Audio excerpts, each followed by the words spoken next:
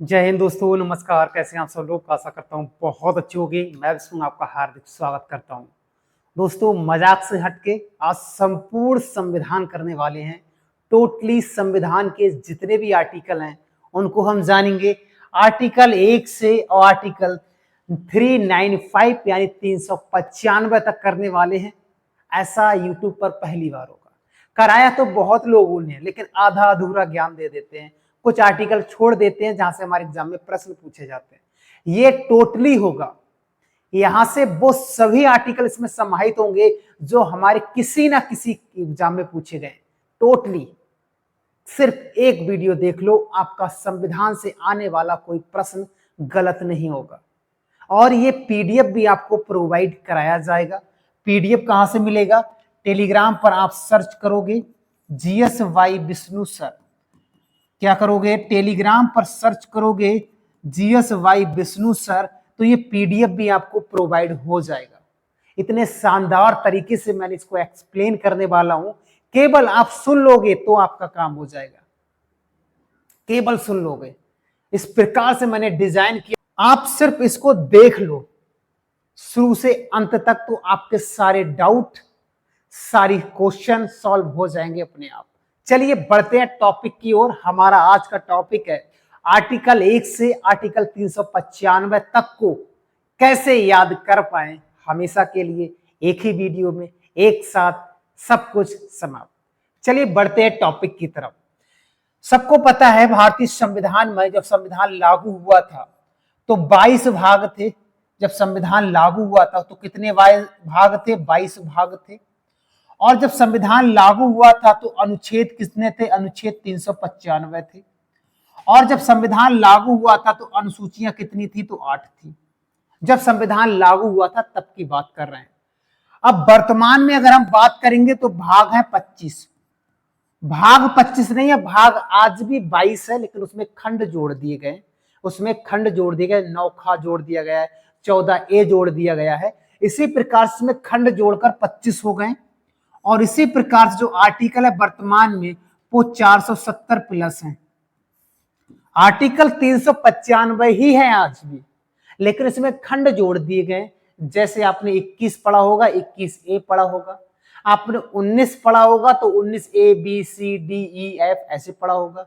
आपने 39 पढ़ा होगा तो 39 ए बी सी डी। यानी इसी प्रकार से इसमें टोटल जो आर्टिकल है वो आर्टिकल 470 प्लस हो चुके हैं। और संविधान में अनुसूचियां 12 हो चुकी हैं। वर्तमान में कितनी हो चुकी हैं? 12 हो चुकी हैं।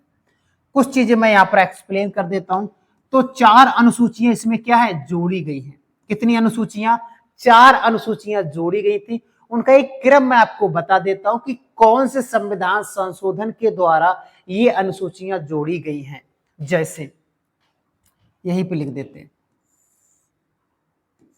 प्रथम संविधान संशोधन हुआ था 1951 में, तो इसमें नवीं अनुसूची को जोड़ा गया था। तो प्रश्न आएगा नवीं, 8 तो पहले से ही थी ना, तो नवीं अनुसूची को पहला संविधान संशोधन 1951 में हुआ था, उसमें जोड़ा गया था। नमी में भूमि संबंधी सुधार के बारे में बताया गया है। नमी, नमी किसमें होती है? नमी भूमि में ही तो होती है भाई। नमी भूमि में ही तो होती है, समझ गए? उसके बाद 9 के बाद 10वीं जोड़ी गई थी। 10 कैसे याद रखोगे? 5 दूनी 10। ये गुणा का निशान मैंने लगा दिया है, ये गुणा का निशान हटा देना। 52वां संविधान संशोधन 1985 के तहत 10वीं अनुसूची को जोड़ा गया है। ये 52वां संविधान संशोधन है। गुणा का निशान इसलिए लगा दिया है ताकि आपको जल्दी याद हो जाए।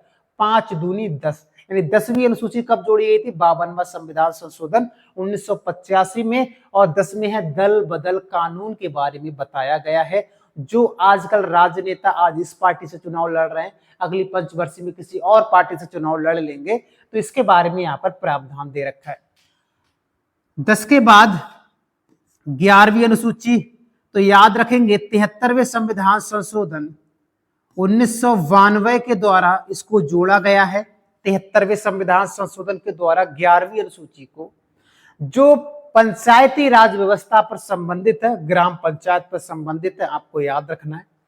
उसके बाद में 12वीं अनुसूची जोड़ी गई है वो है 74वें संविधान संशोधन 1992 के द्वारा, और 12वीं अनुसूची में सहकारी निकाय या नगर पालिकाओं के बारे में बताया गया है 12वीं अनुसूची में। तो कुछ अनुसूचियां यहाँ पर ऐसे ही याद रखेंगे। हालांकि अनुसूचियों का टॉपिक मैंने अलग से कराया हुआ है, बिल्कुल ट्रिक से कराया है, अगर आप देखना चाहते हो तो देख लेना, अनुसूची बाई विष्णु सर डाल देना, वहां पर हो जाएगा। चलिए, तो आर्टिकल टोटल कितने आज देखने वाले हम, टोटल आर्टिकल हम देखेंगे 470 प्लस के बारे में बात करेंगे। तो सबसे पहले भाग कितने हैं, तो भाग है वर्तमान में 25। भाग 1 में क्या है, तो संघ और राज्यों के बारे में बताया गया है। हम राज्यों के बारे में जानेंगे कि नए राज्य कैसे बनते हैं, पुराने राज्य कैसे बनते हैं, राज्यों की सीमाओं में बदलाव कैसे होते हैं, ये सब के बारे में आर्टिकल 1 से 4 के बीच में बताया गया है। तो प्रश्न तो यही आता है, भाग 1 में क्या है, तो ये लिखा है। कौन से आर्टिकल में है, आर्टिकल 1 से 4 तक भाग 1 में है, याद रखेंगे। अनुच्छेद 1 क्या कहलाता है, अनुच्छेद 1 ये कहलाता है संघ का नाम, ये कह रहा है संघ का नाम और भारत राज्यों का संघ होगा। यानी कहने का मतलब, संघ का नाम का मतलब भारत और इंडिया राज्यों का संघ होगा। इसमें यही कहा गया है कि इंडिया भारत राज्यों का संघ होगा। राज्यों का जो समूह है टोटल, जितने भी 28 राज्य और 8 केंद्र शासित प्रदेश हैं, सभी का एक केंद्र है, वो है भारत या इंडिया। इन्होंने यही कहा है आर्टिकल 1 में। तो 1 में याद रखेंगे संघ का नाम, यानी संघ के नाम का मतलब है 2 ही नाम मिलते हैं भारत के, हिंदुस्तान नहीं मिलता है, इंडिया और भारत ही संविधान में 2 नाम उल्लेखित हैं, याद रखेंगे। कौन कौन से, भारत और इंडिया, ठीक है, इंडिया। और आर्टिकल 2 में आपको 2 बातें याद रखनी है, प्रवेश और स्थापना। तो भाई प्रवेश किसका करोगे, हम राज्यों के बारे में तो पढ़ रहे हैं, तो नए राज्यों का प्रवेश और स्थापना, 2 बातें 2 में याद रखेंगे। तो नए राज्यों का प्रवेश किस आर्टिकल के तहत हो सकता है और नए राज्यों की स्थापना किस आर्टिकल के तहत हो सकती है, तो आर्टिकल 2। जैसे एग्जाम्पल एक आपको याद होगा, एग्जाम्पल याद होगा, 35वां संविधान संशोधन हुआ था 1974 ईस्वी में, और इसके अंतर्गत सिक्किम को सह राज्य का दर्जा दिया गया था। किसको, सिक्किम को सह राज्य का दर्जा दिया गया था, आपको याद रखना है। आर्टिकल 3 में क्या कहा गया है, 3 में आपको 3 बातें याद रखनी है, 2 में 2 बातें और 3 में 3 बातें याद रखनी है। पहली बात, सीमाओं, नाम और गठन, यानी नए राज्यों का गठन, नए राज्यों की सीमाओं में बदलाव और नए राज्यों के नामों में बदलाव कर सकते हैं आर्टिकल 3 के द्वारा। तो 3 में 3 बातें याद रखनी है, सीमा, नाम और गठन, ठीक है। तो ये चीजें आपको 3 में याद रखनी है, तो याद हो जाएंगे 3 में 3 बातें, 2 में 2 बातें और 1 में 1 बातें। चलिए उसके बाद नेक्स्ट बढ़ते हैं। आर्टिकल 4 में मैं ऐसे ही बता दे रहा हूं आपको, इसमें नहीं लिखा है, कम पूछा जाता है इसलिए नहीं लिखा है। जैसे आर्टिकल 4 ये कहता है कि आर्टिकल 2 और 3 में जो बदलाव किए जाएंगे वो बदलाव अनुसूची 1 और अनुसूची 4 के अंतर्गत ही किए जाएंगे। अनुसूची 1 और अनुसूची 4 के अंतर्गत किए जाएंगे, और इनमें जो बदलाव किए जाएंगे वो संविधान संशोधन नहीं माने जाएंगे। ये आर्टिकल 4 कहलाता है। उसके बाद भाग 2 में क्या है, तो पहला प्रश्न तो यही आता है, तो आप कहेंगे नागरिकता। अनुच्छेद 5 से 11 के बीच में नागरिकता के बारे में बताया गया है, और नागरिकता का प्रावधान ब्रिटेन से लिया गया है। कहां से लिया गया है, ब्रिटेन से लिया गया है। इकहरी नागरिकता है भारत में, आपको पता है कौन सी है, इकहरी नागरिकता है, याद रखेंगे। आर्टिकल 5 क्या कहता है, जब संविधान बना था, संविधान के प्रारंभ पर नागरिकता, जो संविधान के प्रारंभ में नागरिकता थी उसके बारे में प्रावधान बताया गया आर्टिकल 5 के अंतर्गत। जब संविधान लागू हुआ था तब की बात कर रहे हैं। आर्टिकल 6 और आर्टिकल 7 को उस समय की परिस्थितियों को देखकर बनाया गया था। जब भारत और पाकिस्तान का वही विभाजन हुआ था उस समय 14 अगस्त 1947 या 15 अगस्त 1947 को, तो उसी समय के हालातों को देखकर ये 2 आर्टिकल बनाए गए थे। इसमें यह कहा गया था, पाकिस्तान से भारत आने वाले व्यक्तियों की नागरिकता, पाकिस्तान से भारत आ रहे उनकी नागरिकता, और भारत से पाकिस्तान जा रहे थे उनके नागरिकों की नागरिकता। यानी कहने का मतलब एक दूसरे में लोग जो जा रहे थे उनके नागरिक बनने को लेकर ये आर्टिकल बनाए गए थे। दोनों में क्या है, तो ये लिखा है पाकिस्तान से भारत जो व्यक्ति आ रहे थे उनको नागरिकता कैसे दी जाएगी, और जो भारत से पाकिस्तान जा रहे थे उनको कैसे नागरिकता दी जाएगी। एक इन्होंने डेट लाइन लगा रखा था कि इस डेट से पहले आए होगे तो आपका काम हो जाएगा। तो डेट लाइन, जब मैंने नागरिकता को मैंने विस्तार से पढ़ाया था तो वहां पर डेट लाइन बताया था 1948, ये सारी चीजें। तो ये दो आर्टिकल उसी के समय की स्थिति को देखकर बनाए गए थे, अभी इनका कोई औचित्य नहीं है, तो आपको याद रखना है। आर्टिकल 8 क्या कहता है, भारत के बाहर रहने वाले व्यक्ति मूल के कुछ लोगों की नागरिकता, भारत के बाहर भारत के हजारों लोग काम करते हैं तो उनकी नागरिकता के बारे में प्रावधान है। भारत के बाहर कहीं भी जॉब लग जाता है उनका, तो वहां जॉब भी कर रहे हैं लेकिन वहां की नागरिकता इन्होंने नहीं ली है। नागरिक कहां के, भारत के हैं, उनको कौन सेव करता है, तो आर्टिकल 8 उनको अधिकार देता है कि आप कहीं भी काम करो लेकिन नागरिक भारत के ही माने जाओगे जब तक आप किसी देश की नागरिकता नहीं ले लेते हो तब तक। ठीक है। आर्टिकल 9 क्या कहता है, किसी विदेश राज्य की स्वेच्छा से नागरिकता लेने पर भारत की नागरिकता स्वतः ही समाप्त हो जाएगी। ये कह रहा है जब आप विदेश में काम कर रहे हैं, किसी भी देश में काम कर रहे हो, अब वहां पर आपका काम सही चल रहा है, शादी वादी हो गया, तो आपको लग रहा है कि भारत में यहीं पर रह लेते हैं, तो आप चाहे तो उस देश की नागरिकता ले सकते हो, लेकिन जब उस देश की नागरिकता लोगे जहां जॉब कर रहे हो तो भारत की नागरिकता स्वतः ही समाप्त हो जाएगी। इसका वर्णन आर्टिकल 9 में दे रखा है। 9 में क्या दे रखा है कि स्वतः ही नागरिकता समाप्त हो जाएगी अगर किसी विदेशी राज्य की नागरिकता आप लेते हो। ये आर्टिकल 9 बताता है, आपको याद रखना है। आर्टिकल 10 कहता है नागरिकता के अधिकार का जारी रहना या नागरिकता के अधिकार बने रहना। नागरिकता के अधिकार तब तक बने रहेंगे जब तक आप सही हो। अगर आप भी ऐसे ही हो, दोगलेपन हो, किसी पड़ोसी देश को अपने देश की खबरें पहुंचा रहे, तो देशद्रोह के रूप में आपकी नागरिकता को छीन लिया जाएगा। अगर आप संविधान का पालन नहीं कर रहे हो तो आपका नागरिकता छीन लिया जाएगा। ये आर्टिकल है 10, इसमें यही कह रहा है नागरिकता के अधिकारों का बना रहेगा जब तक आप संविधान का पालन करेंगे, सही से कर्तव्यों का निर्वहन करेंगे तो आपके अधिकार बने रहेंगे, अन्यथा आपकी नागरिकता खत्म कर दी जाएगी अगर आप गद्दारी करोगे तो। ये बताया गया है 10 में। 11 में क्या बताया गया है, नागरिकता पर कानून बनाने का अधिकार केवल संसद को है। कानून जो भी नागरिकता पर बनाए जाएंगे वो कानून बनाने के अधिकार केवल पार्लियामेंट को है, केवल संसद को है। यही बताया गया है आर्टिकल 11 के अंतर्गत, आपको याद रखना है। केवल संसद ही कानून बना सकती है और कोई कानून नहीं बना सकता। तो नागरिकता के हमने आर्टिकल 5 से 11 के आर्टिकल देखे थे, इनमें से ये दो आर्टिकल उसी समय की परिस्थितियों को देखकर बनाए गए हैं, इनको याद रखेंगे। ठीक है, फिर हम आगे बढ़ते हैं, नेक्स्ट तीसरा भाग करते हैं। 2 भाग हमने कंप्लीट कर चुके हैं, तीसरा भाग करते हैं। तीसरा भाग है हमारा मौलिक अधिकार। तीसरे भाग में क्या है, तो पहला आंसर होगा तो मौलिक अधिकार है जो आर्टिकल 12 से 35 के बीच में। मौलिक अधिकार किस देश की अवधारणा है, तो अमेरिका से लिए गए हैं। कहां से लिए गए हैं, तो अमेरिका के संविधान से लिए गए हैं और इनको मैग्ना कार्टा के नाम से भी जाना जाता है। इसको मैग्ना कार्टा के नाम से भी जाना जाता है क्योंकि मौलिक अधिकार प्रत्येक व्यक्ति के लिए इंपॉर्टेंट है।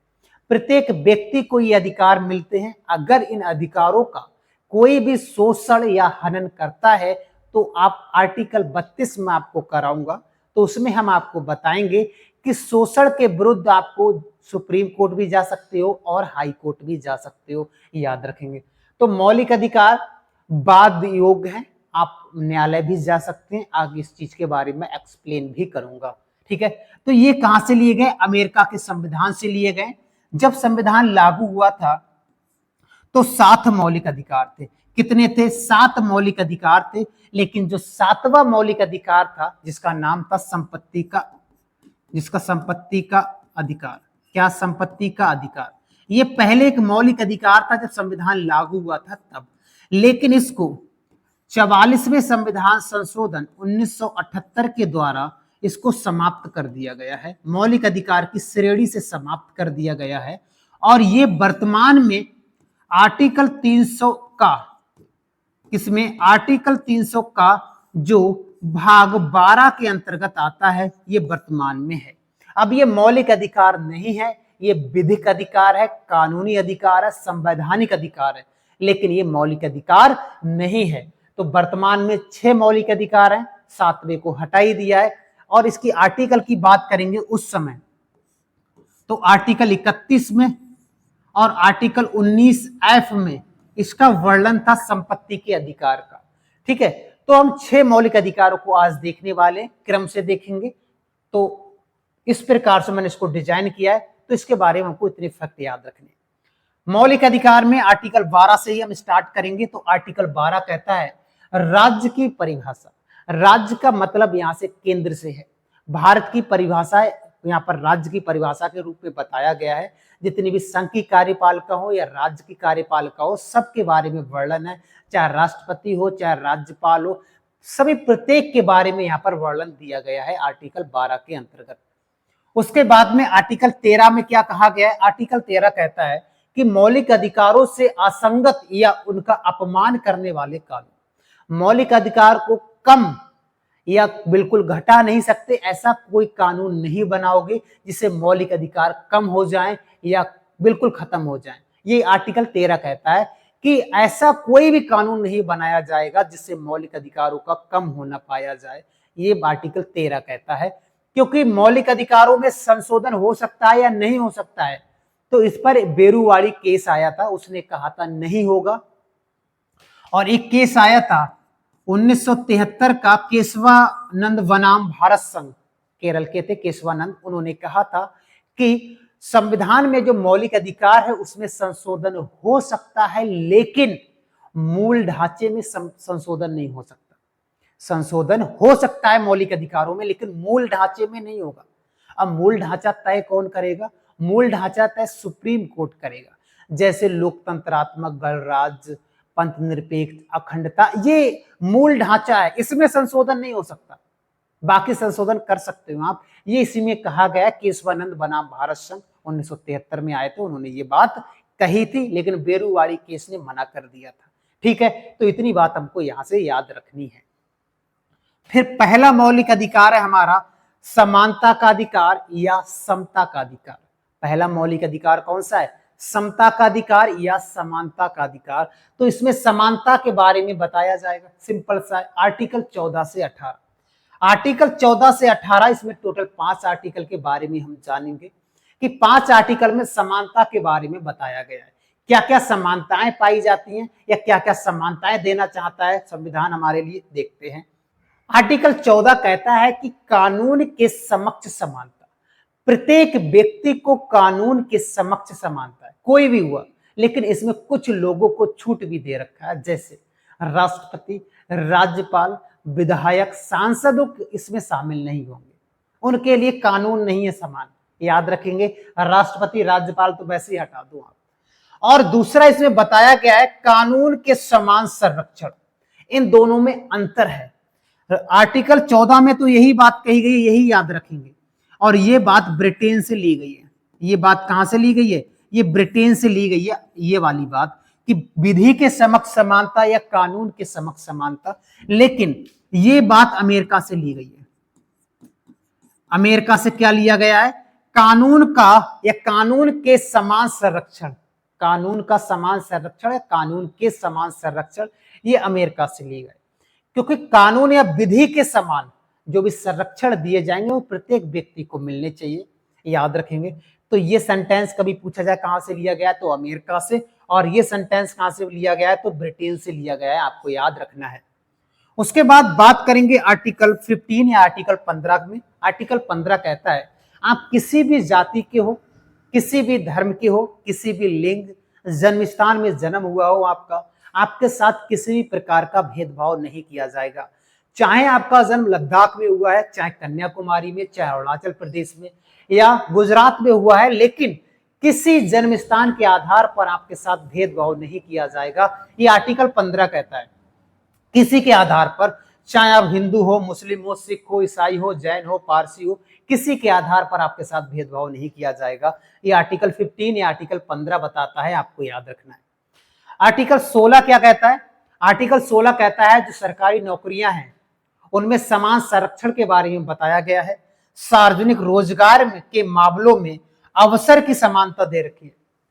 प्रत्येक व्यक्ति को अवसर का समानता है, चाहे वो हिंदू हो, मुस्लिम हो, सिख हो, ईसाई हो, किसी भी जाति से हो, किसी भी लिंग से हो, किसी भी जन्म स्थान से हो, प्रत्येक व्यक्ति को रोजगार पाने का अधिकार आर्टिकल 16 देता है, आर्टिकल 16 का देता है।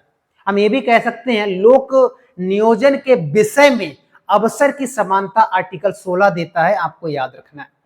उसके बाद आर्टिकल 17 क्या करता है? आर्टिकल 17 देता है अस्पृश्यता का अंत, या इसे छुआछूत का अंत भी कह सकते हैं।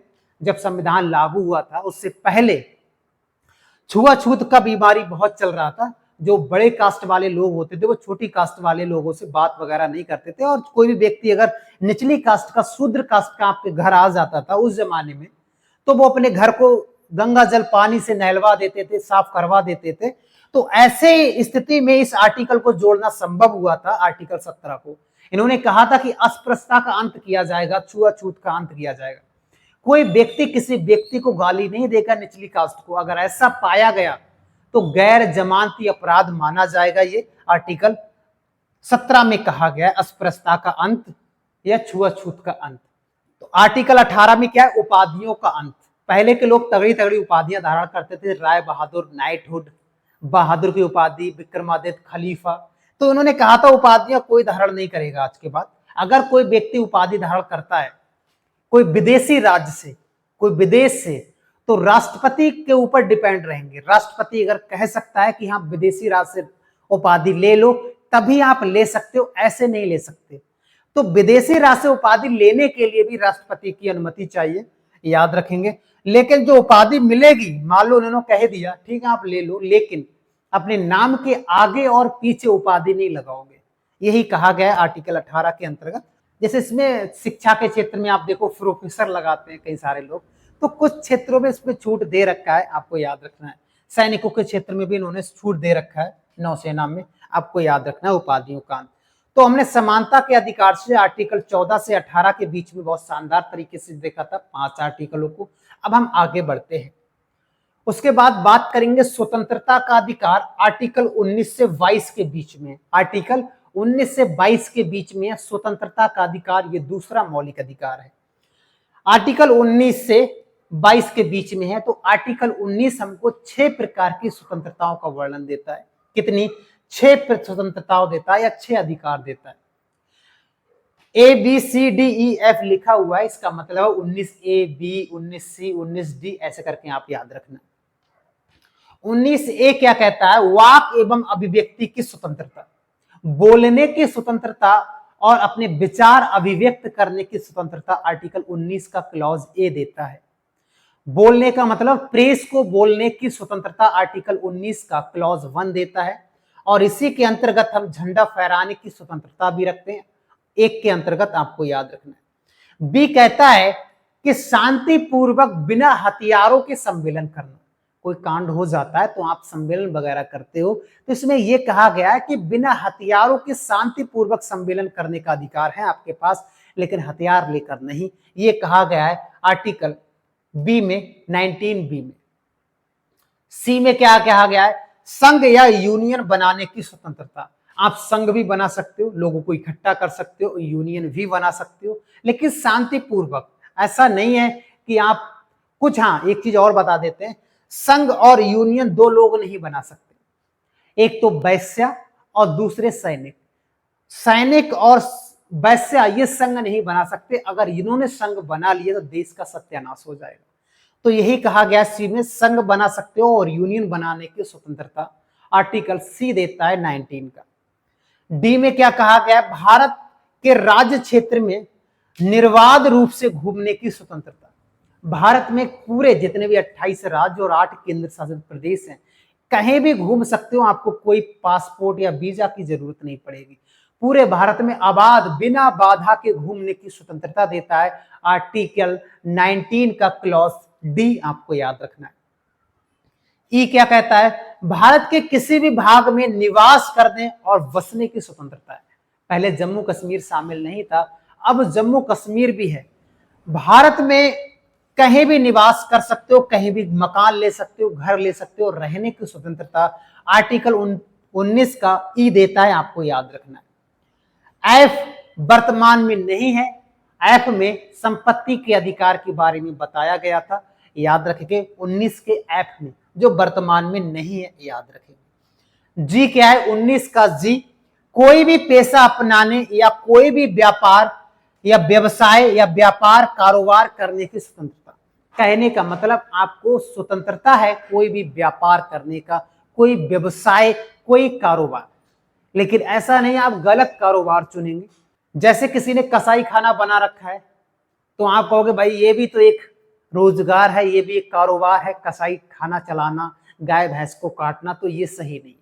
तो आप ऐसे कारोबार कर सकते हो, आप कहोगे कि स्मैक का स्मगलिंग कर रहा हूं मैं, ये भी तो कारोबार है, ये भी बिजनेस है, और आर्टिकल जी देता है 19 का। नहीं भाई, ऐसा कोई काम नहीं करोगे जो संविधान के विरुद्ध हो या कानून के विरुद्ध हो, ऐसा कोई काम नहीं करोगे।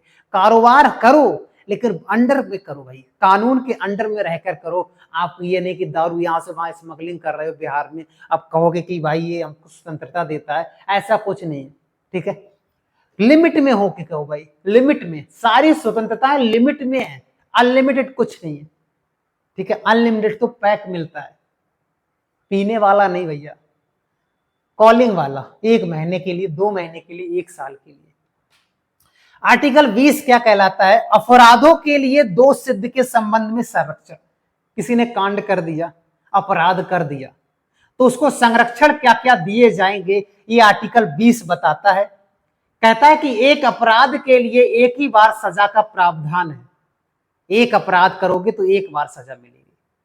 और इसमें यह भी कहा गया है कि ऐसा नहीं है, कोई कानून जब वर्तमान में आपने तोड़ा है, कोई कानून का उल्लंघन किया है, तभी तो अपराधी माने जाओगे, ऐसे ही अपराधी मान लिए जाओगे। ठीक है, तो आर्टिकल 20 में आप अपराध करोगे, 21 में जीवन जियोगे और 22 में गिरफ्तार हो जाओगे, ऐसे याद रखोगे। 20 में अपराध करोगे, फिर 21 में जीवन जियोगे मस्त होकर, और 22 में गिरफ्तार हो जाओगे। 20 में अपराध, 21 में जीवन जीना और 22 में गिरफ्तार, ऐसे याद रखोगे तो 3 आर्टिकल यहां से याद हो जाएंगे। 21 में है जीवन और व्यक्तिगत स्वतंत्रता का संरक्षण, या हम ये भी कह सकते हैं प्राण एवं दैहिक की स्वतंत्रता। ये कहा गया आर्टिकल 21 देता है अपने गरिमापूर्ण या एटीट्यूड के साथ जीवन जीने का अधिकार। कौन सा आर्टिकल देता है? तो आर्टिकल 21 देता है गरिमापूर्ण जीवन जीने का अधिकार, एटीट्यूड के साथ जीवन जीने का अधिकार आर्टिकल 21 देता है। राइट टू प्राइवेसी, निजता का अधिकार, आर्टिकल 21 देता है, याद रखेंगे, राइट टू प्राइवेसी। और मौलिक अधिकारों में सबसे तगड़ा आर्टिकल यही है। और एक चीज और बता देते हैं, जब कभी भी चाहे राष्ट्रीय आपातकाल लगे, राष्ट्रपति शासन लगे, भूकंप आए, तहलका आए, कुछ भी आ जाए, ये 2 आर्टिकल कभी समाप्त नहीं होते। ये 2 आर्टिकल कभी समाप्त नहीं होंगे, आर्टिकल 20 और 21, किसी भी परिस्थितियों में भी, याद रखेंगे, चाहे कुछ भी हो जाए भारत के अंतर्गत। सभी मौलिक अधिकारों को राष्ट्रपति निलंबित एक बार को कर सकता है, लेकिन इन दोनों को नहीं करेगा, याद रखेंगे। ठीक है, उसके बाद यहां पर नहीं लिखा है आर्टिकल 21A में क्या है। आर्टिकल 21 में है शिक्षा का अधिकार। क्या है? तो शिक्षा का अधिकार है आर्टिकल 21A में। शिक्षा का अधिकार का मतलब यहां पर है 6 से 14 वर्ष के जो बच्चे हैं उनको निःशुल्क शिक्षा का प्रावधान देता है आर्टिकल 21A। अब आर्टिकल 21A है तो ये जोड़ा गया होगा, तो जोड़ा कब गया था? तो याद रखेंगे 86वां संविधान संशोधन हुआ था 2002 में, उसके द्वारा ये आर्टिकल जोड़ा गया था, आर्टिकल 21A, आपको याद रखना। ठीक है, तो 21A कई बार पूछा जाता है। चलिए आगे बढ़ते हैं। आर्टिकल 22 में क्या है? कुछ मामलों में गिरफ्तारी और नजरबंद के बारे में प्रावधान दे रखा है। नजरबंद, जैसे कुछ मामलों में गिरफ्तारी का मतलब है, जैसे आपने कोई कांड कर दिया तो आपको गिरफ्तार किया जाएगा, लेकिन जब पुलिस आपको गिरफ्तार करने आएगी तो गिरफ्तारी का कारण बताना पड़ेगा कि आपको इस कारण से गिरफ्तार किया जा रहा है। नजरबंद क्या होता है? नजरबंद, जैसे आपने किसी को धमकी दे दिया, मैं आपको मार दूंगा, और उसने FIR करा दिया, तो पुलिस आपको नजरबंद कर सकती, कुछ समय के लिए थाने ले जाएगी कि भाई आप आओ, और ये अधिकार है उनको कि आप थाने आओ, मिलो, और आपको नजरबंद कर दिया जाएगा। 2-4 घंटे या 1-2 दिन के लिए आपको जेल में भी डाल सकते हैं, नजरबंद कर सकते हैं, क्योंकि आपने धमकी दिया है। तो नजरबंद का मतलब ये होता है। कुछ मामलों में गिरफ्तारी में संरक्षण के बारे में आर्टिकल 22 बताता है, आपको याद रखना है। उसके बाद तीसरा मौलिक अधिकार है शोषण के विरुद्ध अधिकार। शोषण, जब आपका शोषण होगा उसके विरुद्ध आपको अधिकार दिए गए आर्टिकल 23 और आर्टिकल 24 में। क्या कहा गया है आओ देख लेते हैं। आर्टिकल 23 कहता है कि मानव का दुर्व्यापार, दुर का मतलब है शरीर का व्यापार। पहले मनुष्य का बाजार लगता था, आदमी का बाजार लगता था, गुलाम खरीदे जाते थे, तो उसके लिए उन्होंने कहा था कि मानव का दुर्व्यापार नहीं होगा और बलात् श्रम पर रोक लगाई गई है। बलात् श्रम का मतलब समझते हो आप? जबरदस्ती कोई व्यक्ति किसी से काम नहीं करा सकता, मानव का दुर्व्यापार नहीं कर सकते और जबरदस्ती किसी से काम नहीं करा सकते। जैसे केजीएफ मूवी देखा है, लोगों को भरा लॉरी में और ले गए खान में उतारा और दबा के काम करा रहे हैं, जबरदस्ती काम कराना नहीं, ऐसा नहीं होगा। एक नाम सुना होगा आपने, बंधुआ मजदूरी। क्या सुना होगा? बंधुआ मजदूरी, जो 1976 ईस्वी में इसको समाप्त किया गया था। बंधुआ मजदूरी क्या था? आप बंधुआ मजदूरी था, आपने किसी से रुपए ले लिए, 1 लाख 2 लाख 10,000 जो भी आपका, और आप पैसा नहीं चुका पाए, तो वो व्यक्ति कहता है ऐसा करो, आप पैसा तो चुका नहीं सकते तो हमारा काम कर दो। तो उस पैसे के बदले में या उस कर्ज के बदले में आपसे काम कराता था।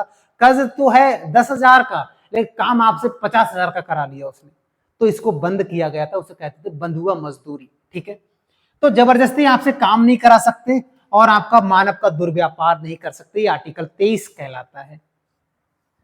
आर्टिकल 24 क्या कहलाता है? आर्टिकल 24 कहलाता है कि कारखानों और जोखिम भरे कार्यों में, कारखानों जो फैक्ट्रियां होती हैं या जो जोखिम भरे कार्य होते हैं, उनमें बच्चों को, 14 वर्ष से जो कम उम्र के बच्चे हैं उन पर रोक लगाई गई है कि 14 वर्ष से कम उम्र के बच्चे कारखानों या फैक्ट्रियों या कोई जोखिम भरे कार्यों पर रोक लगाई गई है।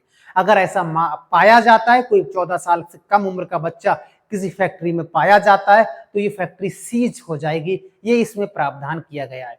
ठीक है, क्योंकि उन्होंने कहा 14 वर्ष से कम उम्र के बच्चों को हम तो शिक्षा दे रहे हैं भैया, फ्री में शिक्षा दे रहे हैं, तो शिक्षा दो भाई, ये क्यों इनसे शोषण कराया जा रहा है? लेकिन कुछ लोग बहुत गरीब प्रवृत्ति के होते हैं, वो लोग करते हैं अपना जीवन यापन करने के लिए। कोई नहीं, तो ये लिखा हुआ है, आपको याद रखना। उसका नेक्स्ट मौलिक अधिकार है धार्मिक स्वतंत्रता का अधिकार। ये धर्म के बारे में हमको क्या क्या स्वतंत्रताएं देता है, आर्टिकल 25 से 28 के बीच में आपको याद रखना है। जैसे धर्म के मामले में हमको क्या क्या देता है, आर्टिकल 25 क्या कहलाता है? तो आर्टिकल 25 कहलाता है कि अंतःकरण की स्वतंत्रता, अंतःकरण की स्वतंत्रता। और इसके बाद ये आएगा हमारे काम का, और किसी भी धर्म को आबाद रूप से मनाने, आचरण करने और प्रचार करने की स्वतंत्रता है। आप किसी भी धर्म को मना सकते हो, किसी भी धर्म का प्रचार कर सकते हो, किसी भी धर्म का आचरण कर सकते हो, ये स्वतंत्रता आर्टिकल 25 देता है। किसी भी धर्म में आप जा भी सकते हो, ये भी स्वतंत्रता देता है आर्टिकल 25, याद रखेंगे। और इसी के अंतर्गत जो सिखों धर्म के लोग हैं उनको पंचकक्का रखने का जो अधिकार है वो आर्टिकल 25 के अनुसार ही दिया जाता है। आपको याद रखना है, आर्टिकल 25 के अनुसार ही दिया जाता है, याद रखेंगे। तो आप किसी भी धर्म को बना सकते हो, किसी भी धर्म में जा सकते हो, प्रचार कर सकते हो, आचरण कर सकते हो, याद रखेंगे। नेक्स्ट टाइम आर्टिकल 26 क्या कहलाता है? धार्मिक मामलों के प्रबंधन की स्वतंत्रता। यानी धार्मिक, यानी जिस भी धर्म के आप हो उस धर्म के प्रबंध करने की स्वतंत्रता आपको ही है। फॉर एग्जाम्पल, कोई भी मंदिर है, हिंदू धर्म का मंदिर है, उस मंदिर में आप क्या पहन के जाओगे, क्या उतार कर जाओगे, ये मंदिर डिसाइड करेगा या उस धर्म के लोग डिसाइड करेंगे, यही बताया गया। कुछ ऐसे भी मंदिर हैं जहां पर आप धोती कुर्ता पहनकर ही जाओगे।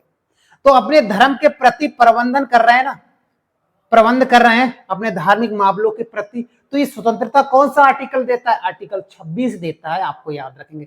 अपने धर्म के प्रति की चप्पल उतार कर जाओगे, कि बेल्ट पहन कर नहीं जाओगे, पर्स निकाल कर जाओगे, ये सारी चीजें प्रबंध करने का अधिकार उन्हीं धर्म के लोगों के लिए है, इसके लिए कोई कानून में नहीं लिखा है। ठीक है, 27 क्या कहता है?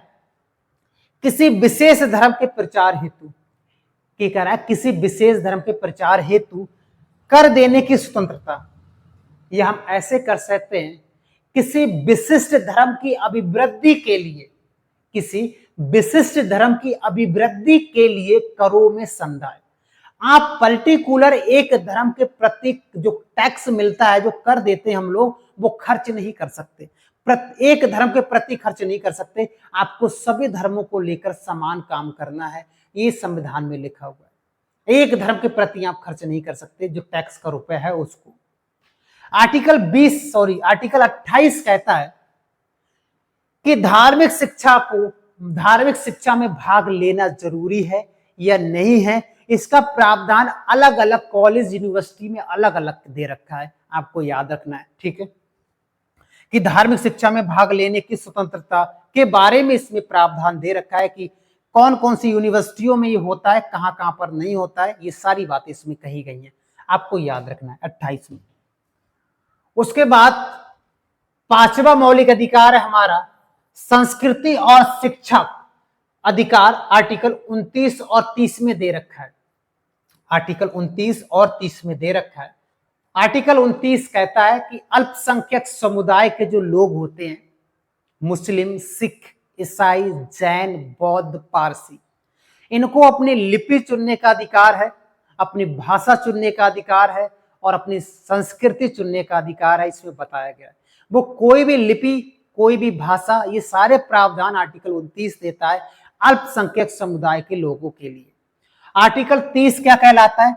आर्टिकल 30 कहता है कि अल्पसंख्यक को शैक्षणिक संस्थानों स्थापित करने, यानी शिक्षा के संस्थानों को स्थापित कर सकते हैं और उन पर प्रशासन भी कर सकते हैं, ये अधिकार है। यानी जो अल्पसंख्यक समुदाय के लोग हैं वो कोई यूनिवर्सिटी बना सकते हैं, कोई कॉलेज बना सकते हैं और उस पर प्रशासन भी कर सकते हैं। ये आर्टिकल कौन सा है? तो आर्टिकल 30 में बताया गया है, ठीक है। और आर्टिकल 31 में मैंने कहा था संपत्ति का अधिकार था, जो खत्म हो चुका है। तो हम बात करेंगे 6ठा मौलिक अधिकार की, जिसका नाम है संवैधानिक उपचारों का अधिकार। क्या नाम है?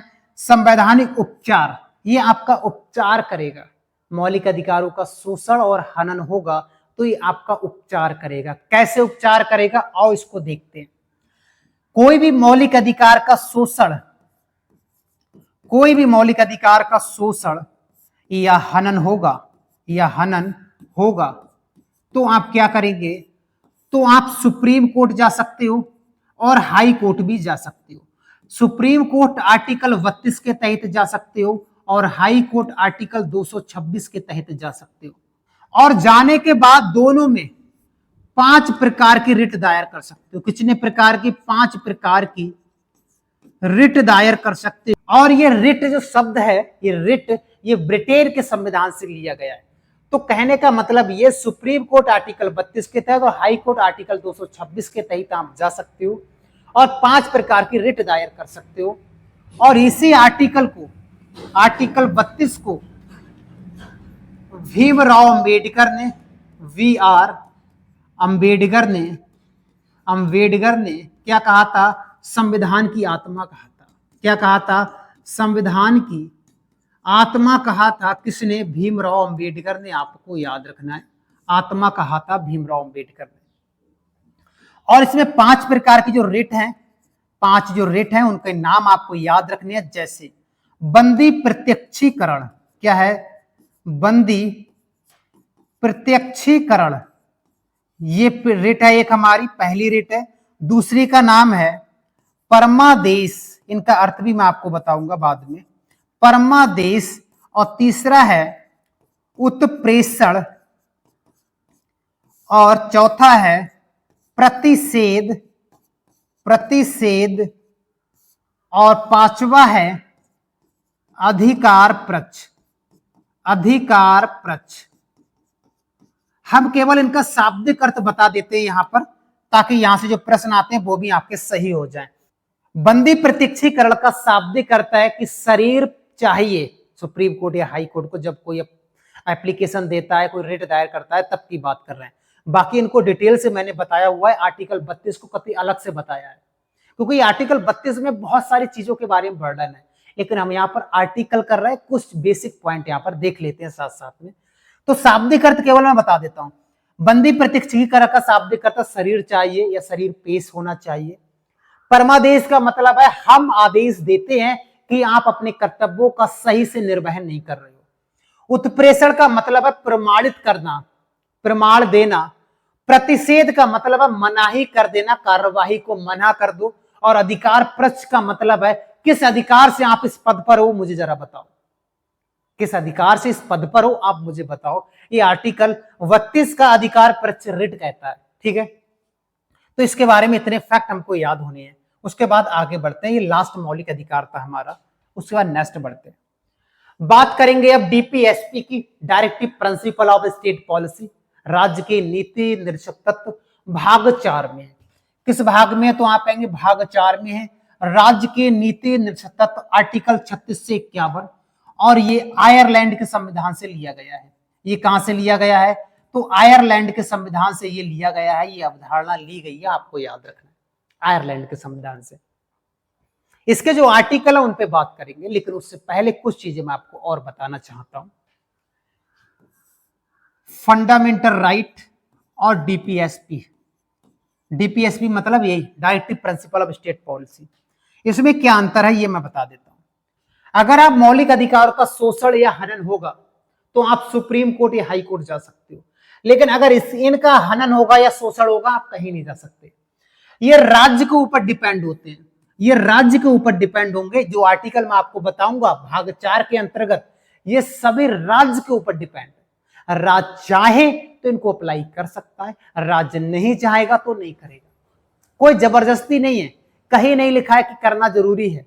जैसे आर्टिकल 47 है, दारू बंद करता है, मादक पदार्थों पर रोक लगाता है आर्टिकल 47, लेकिन कुछ राज्यों में लागू है आर्टिकल 47, कहीं लागू नहीं है। जैसे आर्टिकल 44 ही समझ लो, समान सिविल संहिता, यूनिफॉर्म सिविल कोड, अगर ये लागू हो जाए पूरे भारत में तो एक ही कानून हो जाएगा। लेकिन ये सारे जो आर्टिकल है वो डिपेंड करते हैं राज्य के ऊपर, ऐसा समझिएगा।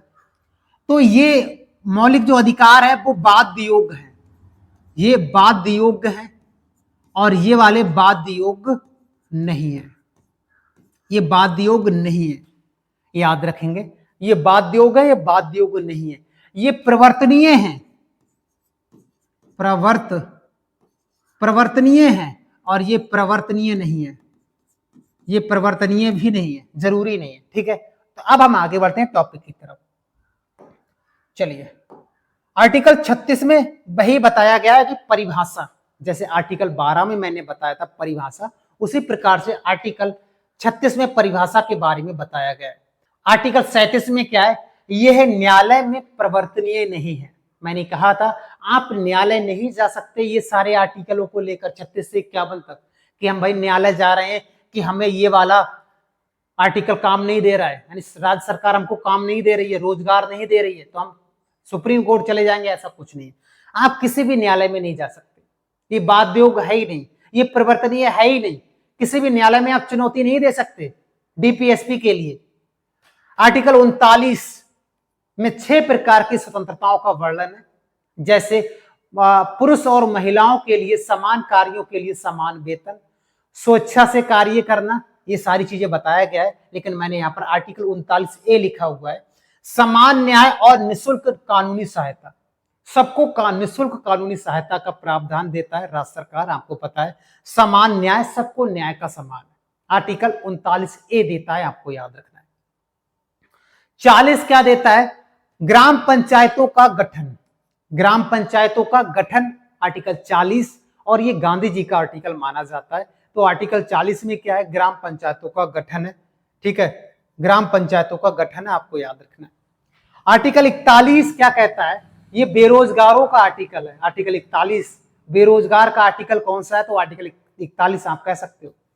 ये काम करने या काम पाने का अधिकार है, आर्टिकल देता है काम पाने का अधिकार, शिक्षा पाने का अधिकार, और कुछ मामलों में सार्वजनिक सहायता पाने का अधिकार भी ये देता है। इसका मतलब है शिक्षा का अधिकार, रोजगार का अधिकार, जब आप बूढ़े हो जाते हो, विकलांग हो जाते हो तो पेंशन देने का अधिकार आर्टिकल 41 देता है। याद रखोगे 41 में रोजगार ले सकते हो, बुढ़ापे पे पेंशन ले सकते हो, कोई विकलांग का उसको पेंशन भी मिल सकता है, और शिक्षा पाने का अधिकार आर्टिकल 41 देता है। 42 क्या देता है? 42 यहां पर नहीं लिखा है, 42 मैं यहां पर बता देता हूं, ठीक है, 42 नहीं लिखा है यहां पर। 42 कहता है काम को न्याय संगत तरीके से कराना। काम जब आप किसी से कराओगे तो न्याय संगत तरीके से कराओगे, ऐसा नहीं उसको मार मार के काम कराए जा रहे हो। तो 42 कहता है कि काम को न्याय संगत तरीके से कराना और महिलाओं को प्रसूति सहायता देना।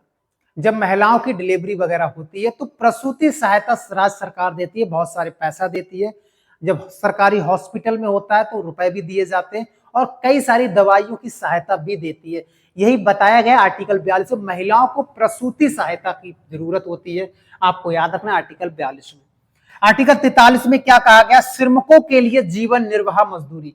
श्रमिकों का मतलब है मजदूर, मजदूरों के लिए जीवन जीने के लिए निर्वहन मजदूरी के बारे में बताया गया आर्टिकल 43। कैसे याद रखोगे? कहते हैं 3-4 लोगों को ले जाकर खेत पर काम करा देना। 3-4 तो 3 पहले इधर लिख लेंगे, 4 इधर, 3-4 लोगों को ले जाकर काम कराना है और उनको पैसा भी देना है, मजदूरी जो भी 300, 400, 500 रुपए दिहाड़ी चल रहा है, यही लिखा हुआ है। अनुच्छेद 43A में क्या कहा गया है कि आप खुद के उद्योग लगाओ, छोटे छोटे उद्योग लगाओ और उनका विकास करो। ये आर्टिकल 43A कहलाता है। उद्योगों के प्रबंधन में श्रमिकों की भागीदारी, छोटे छोटे उद्योग लगाओ और उसमें जो श्रमिक होंगे, जो काम करने वाले लोग होते हैं, उनकी भी भागीदारी बनेगी। बड़े लेवल पर सोच कर देखते हैं, जैसे कंपनियों में कोई श्रमिक काम कर रहा है तो उसके लिए भी कोई पद दिया जाता है, उसकी भागीदारी दी जाती है। तो ये आर्टिकल 43 बताता है कि उद्योगों के प्रबंधन में श्रमिकों की क्या भागीदारी रहेगी, क्या नहीं रहेगी, इसके बारे में वर्णन है।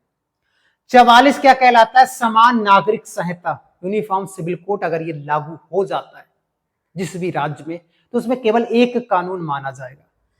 हिंदू, मुस्लिम, सिख, ईसाई, जैन, पारसी, जैन, किसी का कानून नहीं, सिर्फ एक कानून होगा। सब समान हो जाएंगे, समान नागरिक हो जाएंगे सारे। पहले गोवा था, अब उत्तराखंड हो गया है इसको लागू करने वाला, और किसी राज्य में ये लागू नहीं है। 45 क्या कहता है? बच्चों के लिए निःशुल्क और अनिवार्य शिक्षा का प्रावधान। पहले 45 में था कि 14 वर्ष से कम उम्र के बच्चों को शिक्षा दी जाएगी, लेकिन इसको हटाकर आर्टिकल 21A में रख दिया गया है। अब वर्तमान में इसमें यह कहा गया है कि 6 वर्ष से कम आयु के जो बच्चे होते हैं उनकी देखरेख और शिक्षा का अधिकार राज्य सरकार उठाएगी, ये बताया गया है आर्टिकल 45 में, आपको याद रखना है। आगे बढ़ते हैं। 46 क्या कहता है? 46 कहता है आप SC कास्ट के हो, ST कास्ट के हो या OBC कास्ट के हो, अनुसूचित जाति के हो, अनुसूचित जनजाति के हो या OBC के हो, आपको शैक्षणिक और आर्थिक हितों में संरक्षण की बात दी जाएगी। यानी जो SC, ST, OBC वालों को शैक्षणिक यानी शिक्षा में कुछ छूट दी जाएगी और कुछ आर्थिक स्थिति को भी संपन्न किया जाएगा, कुछ पैसा भी दिया जाएगा, इसमें बताया गया है आर्टिकल 46 में। ठीक है, 46 में याद रखो SC, ST के लिए कुछ प्रावधान है। आर्टिकल 47 में पोषाहार का स्तर ऊंचा करना है। पोषाहार का स्तर ऊंचा करना है या जीवन स्तर को बढ़ाना है और लोक स्वास्थ्य में सुधार करने का राज्य का कर्तव्य होगा। स्वास्थ्य का सिंपल समझो, पोषाहार का स्तर ऊंचा करना है। पोषाहार का स्तर कैसे ऊंचा कर दोगे आप भाई? कैसे ऊंचा कर दोगे? जब आप अच्छे अच्छे न्यूट्रिशन दोगे। तो आपने देखा होगा जो बच्चों को अच्छे अच्छे न्यूट्रिशन वगैरह भी दिए जाते हैं, क्यों दिए जाते हैं? ताकि उनका बढ़वार अच्छे से हो सके, उनका जीवन यापन अच्छे से हो सके, ये आपको याद रखना है। तो पोषाहार का स्तर ऊंचा कर सकता है आर्टिकल 47 के तहत। और इसी में कहा गया है मादक पदार्थों पर रोक। क्या कहा गया है? मादक पदार्थों पर रोक। जिस शराब बंद हो जाती है किसी भी राज्य में, वो आर्टिकल 47 के तहत ही होता है। किसके तहत? आर्टिकल 47 के तहत ही होता है, आपको याद रखना है। आर्टिकल 48 में क्या कहा गया है? कृषि और पशुपालन के संबंध में संरक्षण। कृषि और पशुपालन के संबंध में कई सारी चीजें राज्य सरकार देती है आपको, कई सारे पैसा डेयरी के लिए खोलने के लिए कई पैसा सब्सिडी वगैरह देती है। और इसी में कहा गया है गौवध पर रोक।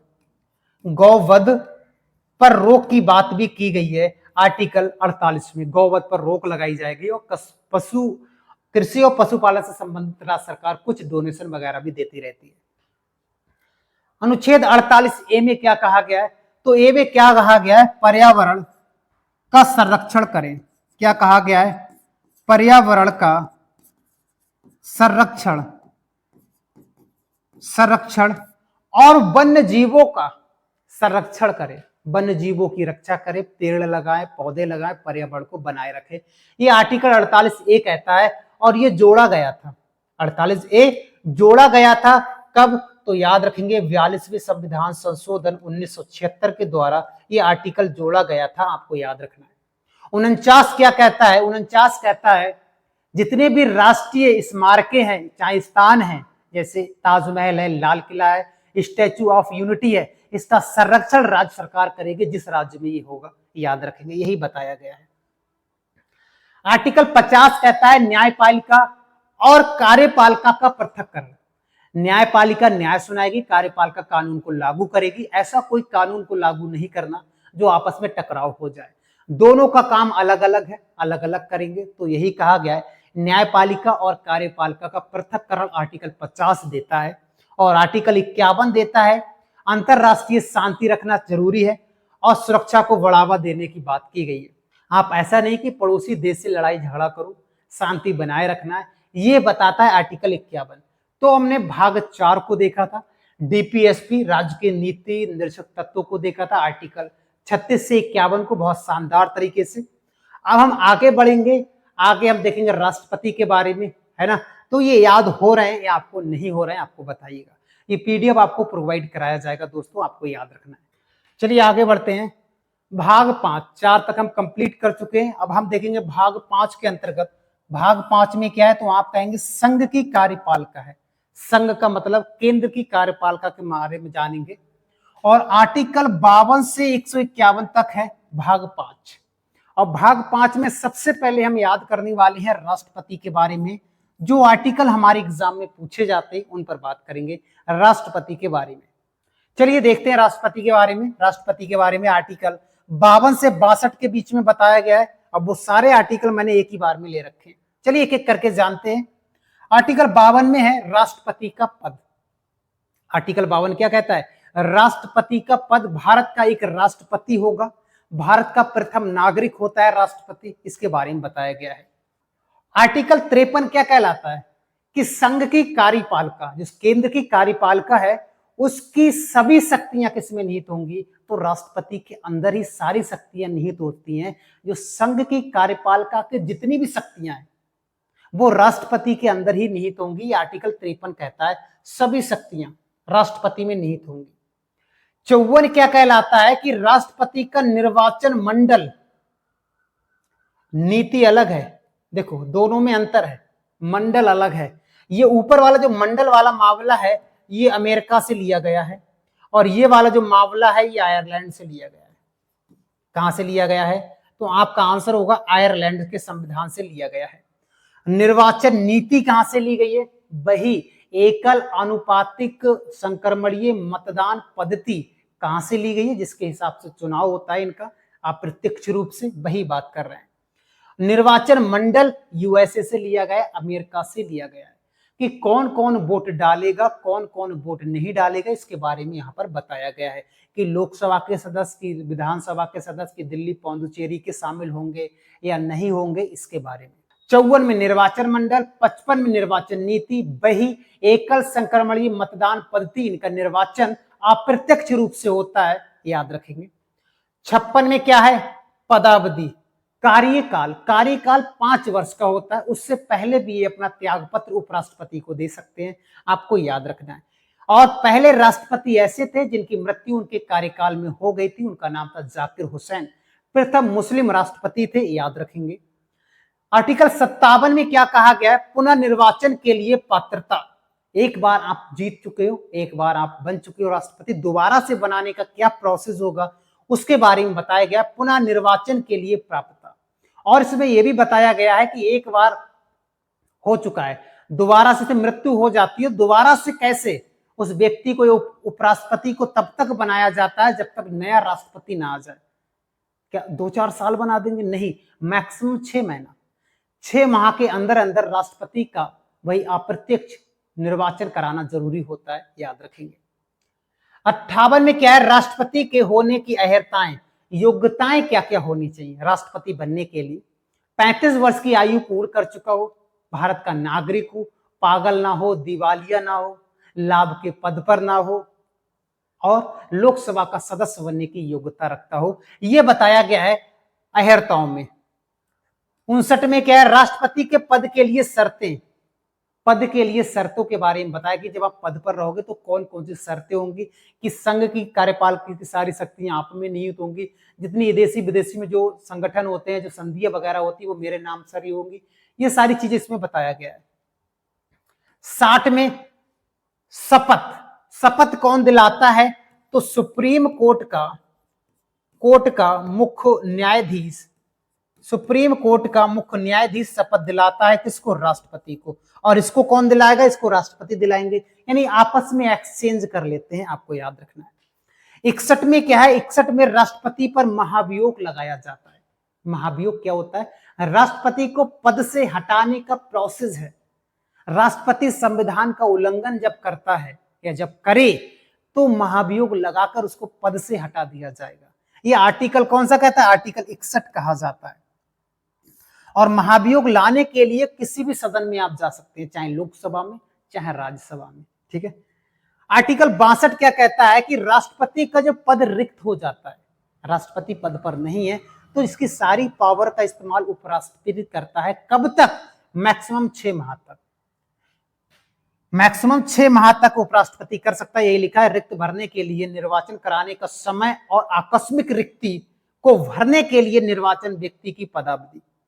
जब राष्ट्रपति का पद रिक्त हो जाए तो कैसे दूसरा व्यक्ति आएगा, कितने समय तक आएगा, तो मैंने बताया मैक्सिमम 6 माह के अंदर अंदर उसका निर्वाचन कराना पड़ेगा।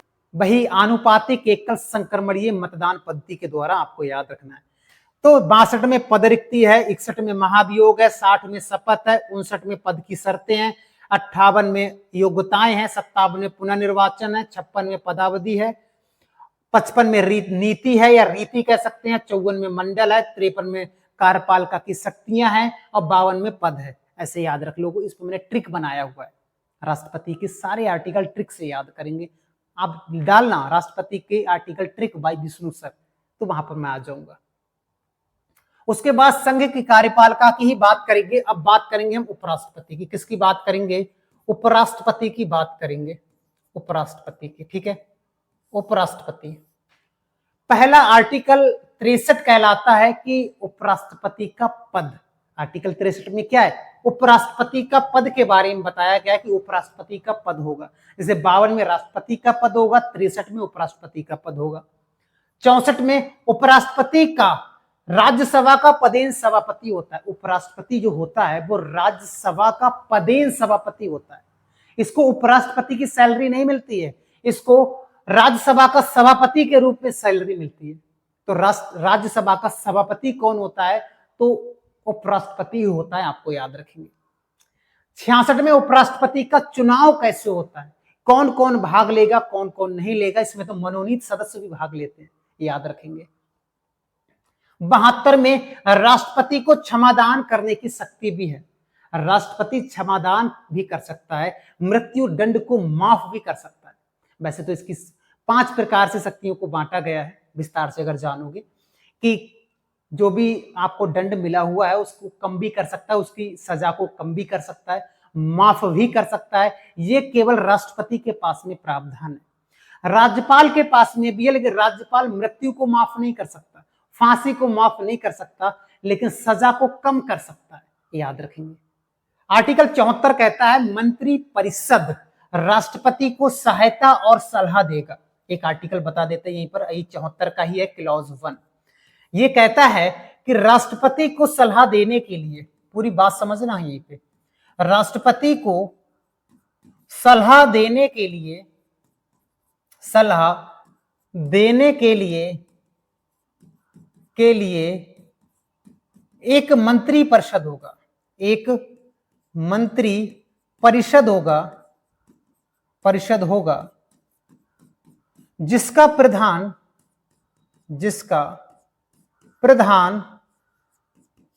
प्रधानमंत्री होगा। कौन होगा, प्रधानमंत्री होगा। यही लिखा हुआ है कि राष्ट्रपति को सलाह देने के लिए कौन होगा, तो आप कहोगे मंत्री परिषद होगी, और मंत्री परिषद का प्रधान होगा प्रधानमंत्री। तो हम ये कह सकते हैं कि प्रधानमंत्री वास्तविक शक्तियों का काम करता है। वास्तविक सारी शक्तियां प्रधानमंत्री में निहित होती हैं, लेकिन संवैधानिक शक्तियां राष्ट्रपति के पास में होती है। राष्ट्रपति के पास में बड़ा चढ़ाकर लिखा है ये शक्ति वो शक्ति, लेकिन यूज सारी शक्तियों को प्रधानमंत्री ही करता है। सीधे लिखा हुआ है मेरे भाई कि राष्ट्रपति को सलाह कौन देगा, मंत्री परिषद, और मंत्री परिषद का कौन है, प्रधानमंत्री। तो प्रधानमंत्री जो जो मंत्री परिषद से कहेगा और मंत्री परिषद इसे सलाह दे देगी तो ये वही करेगा। तो जो जो प्रधानमंत्री कहेगा वो राष्ट्रपति करेंगे। ये आर्टिकल 74 का क्लॉज 1 कहलाता है, याद रखेंगे। उसके बाद नेक्स्ट बढ़ते हैं, आर्टिकल 75 यहीं पर मैं बता देता हूं, 75 लिखा नहीं है यहां पर, मैं एक्सप्लेन कर देता हूं 75 के बारे में। आर्टिकल 75 कहता है कि प्रधानमंत्री की नियुक्ति राष्ट्रपति के द्वारा की जाएगी। प्रधानमंत्री की नियुक्ति राष्ट्रपति के द्वारा की जाएगी, और अन्य मंत्रियों की नियुक्ति भी राष्ट्रपति के द्वारा की जाएगी, लेकिन प्रधानमंत्री की सलाह से। लेकिन प्रधानमंत्री की सलाह से, याद रखेंगे। 76 में क्या कहा गया, भारत का लिए एक महान्यायवादी होगा। Attorney general of India, article 76, Bharat सरकार का सबसे बड़ा विधि अधिकारी, कानूनी सलाहकार होता है ये, याद रखेंगे। ये कहीं भी जाकर किसी भी न्यायालय में बैठ सकता है, संसद के किसी सदन में जाकर बैठ सकता है, बोल सकता है, लेकिन वोट नहीं दे सकता, याद रखेंगे। ये भारत का महान्यायवादी, सबसे बड़ा विधि अधिकारी, कानूनी अधिकारी भारत सरकार का। आर्टिकल 79 में संसद का गठन है। किसका गठन है, संसद का गठन है, आपको याद रखना है। ऐसे करके आप याद रख सकते हो। आगे बता देते हैं, यहीं पर देख लेते हैं, आगे है जगह, यही बता देते। सरल, देखो मैंने लिखा सरल, क्या लिखा, सरल। सरल क्या हो गया, अब आपको सरल से याद, सा से ये हो जाएगा, रा से ये हो जाएगा, ला से ये हो जाएगा। यानी 79, 80 और 81, आर्टिकल 79, 80 और 81, संसद, राज्यसभा और लोकसभा, ऐसे याद रख सकते हो तो रख लेना। 80 में है राज्यसभा की संरचना और 81 में लोकसभा की संरचना। आपको पता है राज्यसभा उच्च सदन है। कैसा है, उच्च सदन है, ये कभी भंग नहीं हो सकता। कार्यकाल इसका 6 वर्ष का होता है, और इसका सदस्य बनने के लिए आयु 30 वर्ष होनी चाहिए। किसने, 30 वर्ष आयु होनी चाहिए। 6 वर्ष का कार्यकाल है, उच्च सदन है, याद रखेंगे। राज्यसभा के बारे में बात करेंगे। लोकसभा, लोकसभा का कार्यकाल 5 वर्ष का होता है, निम्न सदन होता है, भंग किया जा सकता है, इसे भंग किया जा सकता है, और इसका सदस्य बनने के लिए आयु 25 वर्ष होनी चाहिए, आपको याद रखना है। आर्टिकल 83 क्या कहलाता है, संसद के सदनों की अवधि, कितनी अवधि होती है, तो राज्यसभा का 6 वर्ष और लोकसभा का 5 वर्ष। लेकिन लोकसभा 5 वर्ष से पहले भी भंग की जा सकती है, प्रधानमंत्री कर सकता है, और मंत्री परिषद सलाह दे देगा तो राष्ट्रपति कर देगा। आर्टिकल 93 लोकसभा के अध्यक्ष और उपाध्यक्ष के बारे में। लोकसभा में सभी सदस्यों को एक इकट्ठा किया जाता है, तो उनके लिए एक अध्यक्ष बनाया जाता है और उपाध्यक्ष बनाया जाता है। वो आपस में ही अध्यक्ष चुनते हैं, आपस में ही उपाध्यक्ष चुन लेते हैं, और ये दोनों आपस में ही अपना शपथ यानी त्याग पत्र दे देते हैं, शपथ नहीं त्याग पत्र दे देते हैं आपस में। ये त्याग पत्र इसको दे देगा, ये त्याग पत्र इसको दे देगा, याद रखेंगे, आपस में। आर्टिकल 105 में कहा गया संसद के सदनों की शक्तियां और विशेषाधिकार, जो लोकसभा और राज्यसभा के विशेषाधिकार हैं उनके बारे में बताया गया है आर्टिकल 105 के अंतर्गत, आपको याद रखने। तो इतने आर्टिकल हमको यहां से याद रखने। उसके बाद नेक्स्ट बढ़ते हैं। आर्टिकल 108 नहीं लिखा हुआ है, तो एक आर्टिकल 108 यहां पर हम लिख लेते हैं। आर्टिकल 108 इंपॉर्टेंट है। संयुक्त अधिवेशन, क्या इसमें संयुक्त अधिवेशन है, याद रखेंगे। अधिवेशन, ज्वाइंट मीटिंग, ज्वाइंट मीटिंग जो ऑस्ट्रेलिया से लिया गया है। प्रश्न आएगा कि संयुक्त बैठक या ज्वाइंट मीटिंग का आर्टिकल कौन सा है, तो आर्टिकल 108 है। इसके अनुसार संयुक्त बैठक को राष्ट्रपति बुला सकता है, आर्टिकल 108 के अनुसार, आपको याद रखना है। आर्टिकल 109 में क्या कहा गया है, धन विधेयक के संबंध में विशेष प्रक्रिया है कि धन विधेयक केवल लोकसभा में ही पेश होगा। ऐसे कई सारी चीजों के बारे में बताया गया है आर्टिकल 109 में। आर्टिकल 110 इंपॉर्टेंट है। धन विधेयक की परिभाषा कई बार एग्जाम में पूछा हुआ प्रश्न, आपको याद रखना है। 112 कई एग्जाम में पूछा हुआ है, वार्षिकीय वित्तीय विवरण। लेकिन इसमें वार्षिक यानी पूरे साल का विवरण के बारे में बताया गया, कितना पैसा कहां पर खर्च होगा, कहां पर नहीं होगा। बजट शब्द का उल्लेख हमारे संविधान में कहीं नहीं मिलता है, ये आपको याद रखना है। आर्टिकल 114 विनियोग विधेयक। विनियोग विधेयक के बारे में आर्टिकल 114 बताता है। ये सारे विधेयकों को मैंने अलग से बताया हुआ है कि विनियोग विधेयक क्या होता है, साधारण विधेयक क्या होते हैं, विशेष, ये सारा चीजें आप देख लेना।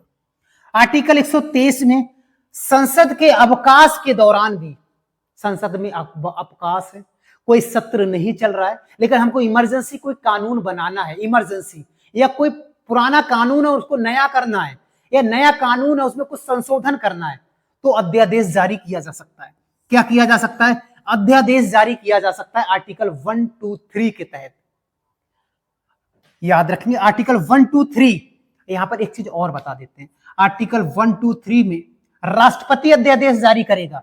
अगर हम 2 को इधर लिख लेते हैं और 1 को यहां लिख लेते हैं और 3 को ठीक इसके नीचे लिख लेते हैं, तो आर्टिकल 213 में राज्यपाल अध्यादेश जारी करेगा। आर्टिकल 213 में कौन करेगा? राज्यपाल अध्यादेश जारी करेगा। और आर्टिकल 123 में कौन करेगा? राष्ट्रपति अध्यादेश जारी करेगा। और अध्यादेश जारी सबसे पहले 1861 का भारत परिषद अधिनियम आया था, उनके अनुसार वायसराय को ये शक्ति दी गई थी सबसे पहली बार, अगर आपको याद होगा मैंने बताया था।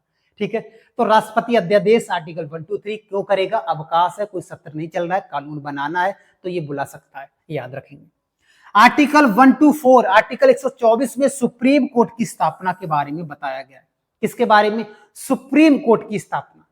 अब यहीं पर एक चीज और बता देते हैं, आर्टिकल 124 है ना, यही तो लिखा है। हम 2 को इधर लिख लेते हैं, 1 को यहां लिख लेते हैं और 4 को 4 लिख लेते हैं। ऊपर वाला कहता है कि एक सुप्रीम कोर्ट होगा, सुप्रीम कोर्ट का आर्टिकल है, और नीचे वाला जो आर्टिकल, आर्टिकल 214 में हाई कोर्ट के बारे में बताया गया है।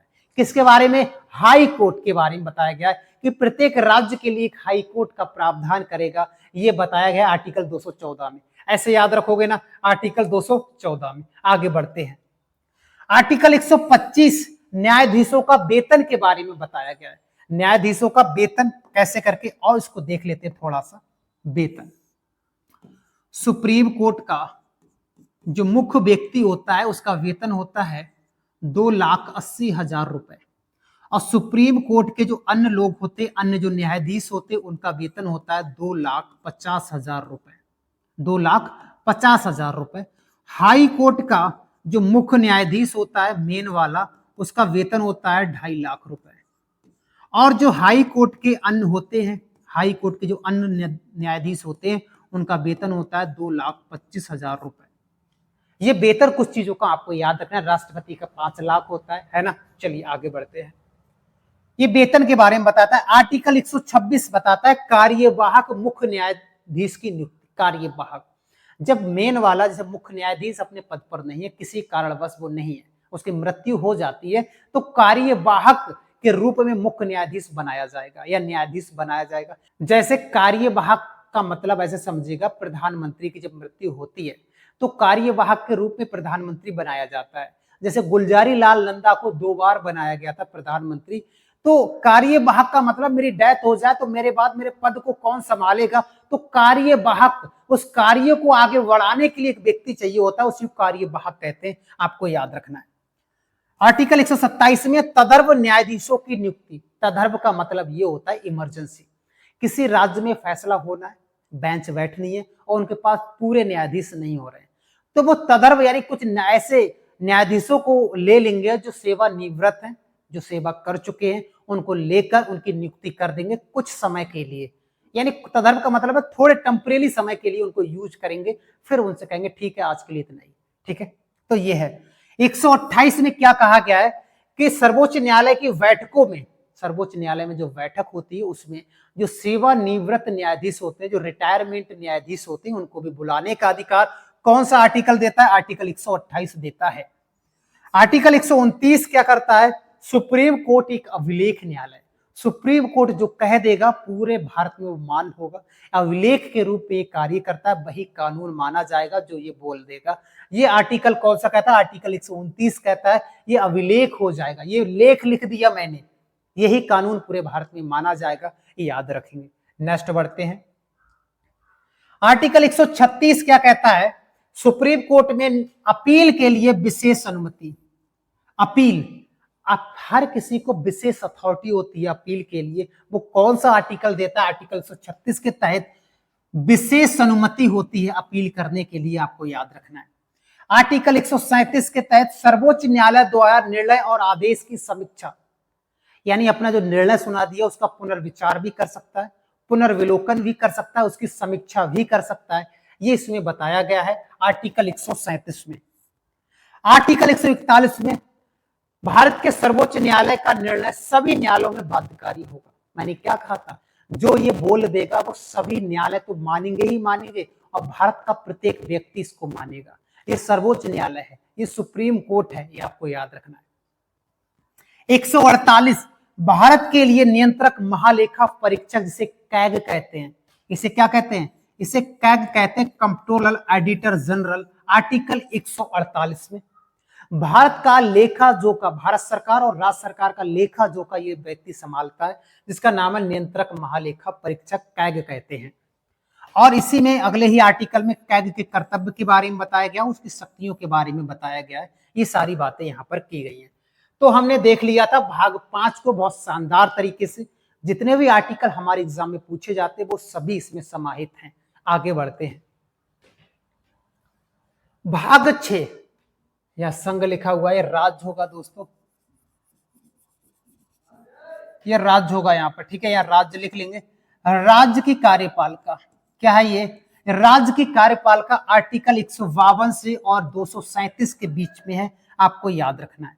एक एक करके देखते हैं। भाग 6, 5 देख लिया, अब भाग 6 की बात करेंगे। आर्टिकल 153 में क्या है? तो आप कहेंगे राज्यपाल का पद है, राज्यपाल का पद है। जैसे राज्य में राज्यपाल होता है ऐसे केंद्र में राष्ट्रपति होता है। तो राष्ट्रपति का पद मैंने बताया था आर्टिकल 52 में, इधर राष्ट्रपति के लिखूंगा मैं, ठीक है, और यह राज्यपाल के। तो याद कैसे रखोगे? याद कैसे रखोगे? देखो इधर 53 है, इधर 52 है, बस 100 ही तो बढ़ गया है ना, ऐसे याद रखोगे। और आर्टिकल 54 कहता है कि राज्यपाल की कार्यकारी शक्तियां, या हम ऐसे कह सकते हैं कि राज्य की कार्यपालिका की सारी शक्तियां राज्यपाल में निहित होंगी। जैसे राष्ट्रपति में मैंने बताया था आर्टिकल 53 में, याद है ना?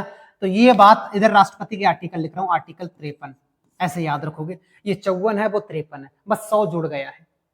और आर्टिकल 161 कहता है कि राज्यपाल को भी क्षमा दान करने की शक्ति है। जैसे राष्ट्रपति को मैंने बताया था, राष्ट्रपति को आर्टिकल 72 बताया था ना, आर्टिकल 72 में ही तो बताया था राष्ट्रपति क्षमादान करने की शक्ति है। ऐसे राज्यपाल के पास में भी ये पावर है, आपको याद रखना है। जैसे आर्टिकल 165 में राज्य का महाधिवक्ता होता है, राज्य का, ऐसे ही केंद्र का होता है attorney general of India.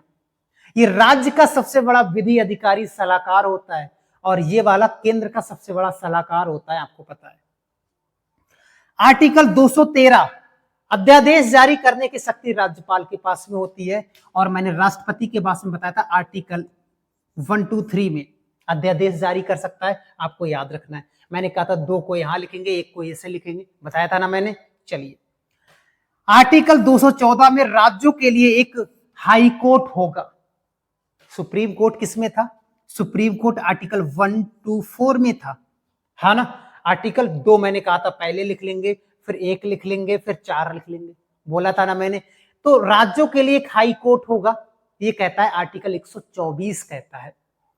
Article 215 क्या कहता है? उच्च न्यायालय का अभिलेख न्यायालय होना। यह भी अभिलेख न्यायालय है। ये राज्यों में जितने छोटे मोटे जितने भी न्यायालय हैं, अधीनस्थ न्यायालय, जिला न्यायालय, तहसील न्यायालय, ये सभी न्यायालय इनका आदेश मानेंगे, ये कहा गया है। जैसे इसमें बता देते हैं आपको, ये अभिलेख है 129, इसमें कहा गया, ये आर्टिकल 129 में कहा गया सुप्रीम कोर्ट के लिए।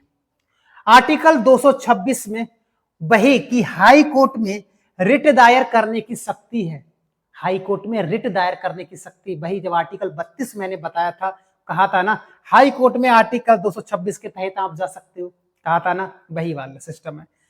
आर्टिकल 233 में जिला न्यायाधीश की नियुक्ति कैसे की जाएगी, इसके बारे में बताया गया है। जिला न्यायाधीश की नियुक्ति के बारे में आर्टिकल 233, 235 में अधीनस्थ न्यायालय पर नियंत्रण होता है, हाई कोर्ट का, आपको याद रखना है।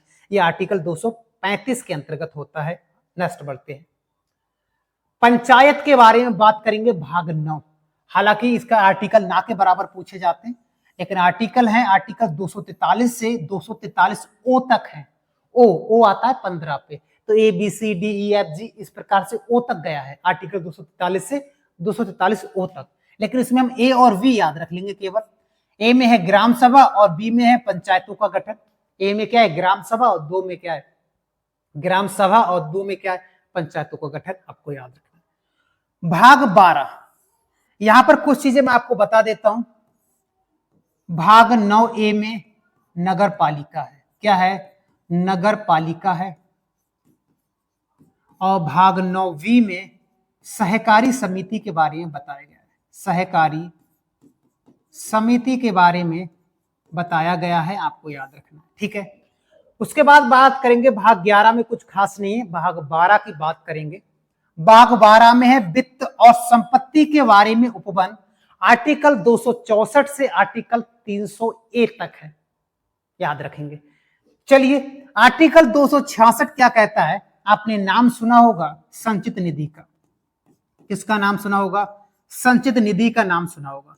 तो प्रश्न आएगा संचित निधि के बारे में कौन सा आर्टिकल है, जो भारत सरकार का खजाना भी हम कह सकते हैं। भारत सरकार का खजाना कौन सा है, संचित निधि है। जिसका वर्णन किस अनुच्छेद में है, तो आर्टिकल 266। और विस्तार से पूछेगा तो आर्टिकल 266 का क्लॉज 1 कह सकते हैं, ठीक है। इसमें समेकित निधि और लोक लेखा निधि, जिसे संचित निधि के नाम से जानते हैं, ये है। और संचित निधि से पैसा कौन निकाल सकता है, इससे पैसा कौन निकाल सकता है, तो पैसा निकाल सकता है, इससे पैसा निकालने का काम केवल संसद को है, केवल संसद ही निकाल सकती है, ये आपको याद रखना है। कौन निकाल सकती है, केवल संसद ही निकाल सकती है, आपको याद रखना है, ठीक है। उसके बाद आगे बढ़ते हैं। आगे बढ़ने से पहले कुछ चीजें मैं आपको और बता देता हूं, मुझे याद आ गया यहीं पर। आपको पता है, जगह नहीं यहां पर, और कहीं देखते हैं। चलो लास्ट में बता दूंगा मैं, ठीक है ना, मैं लास्ट में बता दूंगा।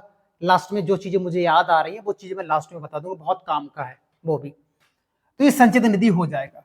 आर्टिकल 267 में क्या है, तो भारत की आकस्मिक निधि है।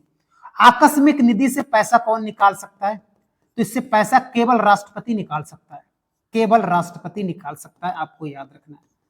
आकस्मिक निधि से इमरजेंसी पैसा निकाला जाता है, कोई इमरजेंसी, कहीं पर भूकंप आ गया, कहीं कुछ हो गया, तो उसके लिए इमरजेंसी पैसा निकालने का काम कौन करता है, तो आपको याद रखना है राष्ट्रपति करेगा आकस्मिक निधि से, आपको याद रखना है, ठीक है। फिर हम आगे बढ़ते हैं। केवल पैसा राष्ट्रपति निकाल सकता है कभी इमरजेंसी में। आर्टिकल 280 कई बार पूछा जाता है, वित्त आयोग के बारे में बताया गया है। किसके बारे में, वित्त आयोग के बारे में। कौन सा आर्टिकल, आर्टिकल 280 है। और आर्टिकल 301 कौन सा है, संपत्ति का अधिकार। कौन सा है, संपत्ति का अधिकार, आर्टिकल 300 ए। ये वही है जो संपत्ति का अधिकार 7वां था ना, उसको हटाकर अब यहां डाल दिया गया। अब ये विधि अधिकार है, कानूनी अधिकार है, संवैधानिक अधिकार है, याद रखेंगे। ये भाग 12 में डाल दिया गया है संपत्ति के अधिकार को। भाग 14 की बात करेंगे। भाग 14 में संघ और राज्यों के बीच में जो सेवाएं होती हैं, जो नौकरियों को लेकर आईएएस पीसीएस बनते हैं, लोक सेवा संघ लोक सेवा होती है, उनके बारे में बताया गया है। आर्टिकल 308 से और आर्टिकल 323 के बीच में है। 3 आर्टिकल याद रखने, आर्टिकल 312, 15 और 20। तो सबसे पहले आर्टिकल 312 में हम बात करेंगे अखिल भारतीय सेवाएं। अखिल पूरे भारत में कौन कौन सेवाएं करते हैं, तो आईएएस इसी के द्वारा, आईपीएस, आईएफएस इसी के द्वारा ये सेवाएं करते हैं, अखिल भारतीय सेवाओं के अंतर्गत आते हैं। आर्टिकल 312 में याद रखेंगे आईएएस, आईएफएस और आईपीएस। आर्टिकल 315 में कई बार पूछा जाता है, संघ लोक सेवा आयोग का गठन या राज्य लोक सेवा आयोग का गठन किस आर्टिकल के तहत होता है, तो आर्टिकल 315। 315 वाला तमंचा भी आता है ना, तो ऐसे याद रख सकते हो। ये आपका संघ लोक सेवा आयोग और राज्य लोक सेवा आयोग में 300 तमंचा का पंचा, ऐसे। आर्टिकल 320 में लोक सेवा आयोग के कार्यों के बारे में बताया गया है कि ये क्या क्या कार्य कर सकते हैं, वैकेंसी निकालेंगे या नहीं निकालेंगे, इंटरव्यू लेंगे नहीं लेंगे, यानी सारी बातें यहां पर बताई गई है। उसके बाद भाग 15, निर्वाचन के बारे में बताता है भाग 15। प्रश्न आता है भाग 15 में क्या है, आर्टिकल 324 से आर्टिकल 329 ए के बीच में बताया गया है। और आर्टिकल 324 कहता है चुनावों का अधीक्षण, निर्देशन और नियंत्रण चुनाव आयोग में निहित होगा। सिंपल सा समझो, इसमें चुनाव आयोग के बारे में बताया गया कि चुनाव आयोग के कौन कौन से कार्य होंगे। उनका निरीक्षण भी कर सकता है, चिन्ह भी दे सकता है, बहुत सारे कार्य होते हैं। तो याद रखेंगे निर्वाचन आयोग का प्रावधान किस आर्टिकल में, आर्टिकल 324 में है। आर्टिकल 325 क्या कहलाता है, आर्टिकल 325 कहता है कि किसी भी व्यक्ति को धर्म, जाति, लिंग और जन्म स्थान के आधार पर भेदभाव नहीं किया जाएगा। ऐसा नहीं है उसका मतदान सूची में नाम ही ना हो, वो निचली कास्ट का है तो मतदान सूची में नाम ना हो, ऐसा नहीं कर सकते। सभी का नाम हो सकता है, चाहे हिंदू हो, मुस्लिम हो, सिख हो, जैन हो, पारसी, सबका नाम एक ही लिस्ट में हो सकता है। यही लिखा हुआ है कि किसी व्यक्ति को धर्म, मूलवंश, जाति, लिंग के आधार पर किसी विशेष मतदान सूची में शामिल होने के लिए अपात्र नहीं ठहराया जाएगा। कि अपात्र, भाई कैसे अपात्र है, क्या दूसरी जाति का इसलिए, कहीं दूसरी जगह जन्म हुआ इसलिए, ऐसा कुछ नहीं। या शामिल होने का दावा नहीं किया जाएगा, ऐसा कुछ नहीं है। सभी को मतदान सूची में शामिल होने का अधिकार है, कैसे भी हो, किसी भी जाति को। आर्टिकल 326 वोट देने का अधिकार देता है। 18 वर्ष से उम्र ज्यादा है आपकी तो वोट देने का अधिकार कौन सा आर्टिकल देता है, तो आर्टिकल 326 देता है, आपको याद रखना है। आर्टिकल 326 देता है, आपको याद रखना है। नेक्स्ट भाग 16 कुछ वर्गों के लिए विशेष प्रावधान बताए गए, आर्टिकल 330 से आर्टिकल 342 के बीच में। तो यहां पर आर्टिकल 338 और आर्टिकल 340 को हम देखेंगे। आर्टिकल 338 में कहा गया राष्ट्रीय अनुसूचित जाति और अनुसूचित जनजाति आयोग, एससी और एसटी आयोग के बारे में बताया गया, आर्टिकल 338 के बारे में। और 40 में क्या बताया गया है, पिछड़े वर्गों की स्थिति की जांच के लिए एक आयोग बनेगा, यानी ओबीसी की बात कर रहे हैं, या पिछड़े वर्ग में जो आते हैं समुदाय उनकी बात कर रहे हैं, उनके लिए आयोग बनाने का प्रावधान आर्टिकल 340 देता है, आपको याद रखना है। तो एससी एसटी के लिए और पिछड़े वर्गों के लिए ये वाला हो जाएगा। भाग 17 भाषा के बारे में, आर्टिकल 343 से आर्टिकल 351 के बीच में भाषा के बारे में बताया गया है। अनुसूचित 343 में यह कहा गया है कि संघ की अधिकारित भाषाएं के बारे में बताया गया। संघ की अधिकारित भाषाएं हैं और संघ की भाषा हिंदी और लिपि देवनागरी होगी, ये आर्टिकल 343 के क्लॉज में बताया गया है। भारत में टोटल भाषाएं हैं वो 22 हैं वर्तमान में। जब संविधान लागू हुआ था तो 14 भाषाएं थी। कितनी थी? 14। 14 भाषाओं में एक 15वीं भाषा जोड़ी गई थी जिसका नाम था सिंधी। 15वीं भाषा जोड़ी गई थी। फिर 3 भाषाएं और जोड़ी गई थी, नेपाली, मणिपुरी और कोकड़ी। 3 भाषाएं ये जोड़ी गई थी। उसके बाद में 4 भाषाएं और जोड़ी गई थी, बोडो, डोंगरी, मैथिली और संथाली। ये 4 भाषाएं ये जोड़ी गई, 14 भाषाएं। तो 15, 16, 17, 18, 19, 20, 21, 22, तो वर्तमान में टोटल 22 भाषाएं। ठीक है। आर्टिकल 345 किसी राज्य की अधिकारित भाषाएं या भाषाएं, यानी किसी भी राज्य को अपनी भाषा चुनने का अधिकार है, अधिकारित भाषा चुनने का अधिकार है, याद रखेंगे। इन 22 भाषाओं में हो सकती है। आर्टिकल 348 सर्वोच्च न्यायालय और उच्च न्यायालय में प्रयोग की जाने वाली भाषाएं। इसमें जो प्रयोग की जाने वाली भाषा है वो अंग्रेजी है। कौन सी है? वो अंग्रेजी है, आपको याद रखना है। आर्टिकल 351 में हिंदी भाषाओं का विकास करें और उसके लिए निर्देश दे, ये आर्टिकल 351 कहता है। और आर्टिकल 343 का क्लॉज कहता है कि संघ की राजभाषा हिंदी और लिपि देवनागरी होगी। लेकिन राजभाषा का उद्देश्य मिला है, या राजभाषा शब्द मिला है, कहीं पर राष्ट्रभाषा नहीं लिखा है पूरे संविधान में।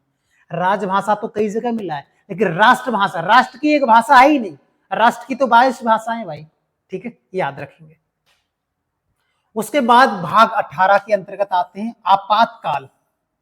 क्या आपातकाल के बारे में, और आपातकाल के बारे में राष्ट्रपति के पास में पावर है। 3 आर्टिकल आपको यहां से याद रखने, 52, 56 और 60।